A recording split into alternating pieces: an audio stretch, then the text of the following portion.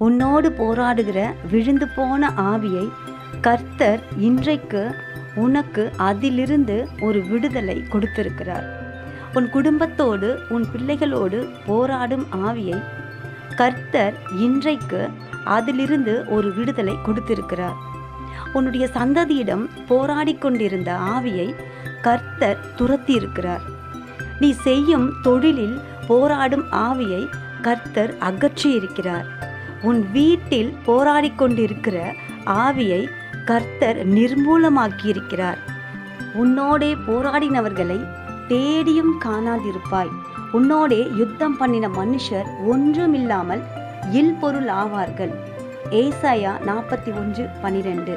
கர்த்தர் உங்களோடு பேசின வார்த்தைகள்.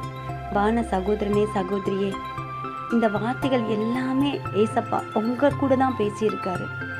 ஏன் கூட இல்லை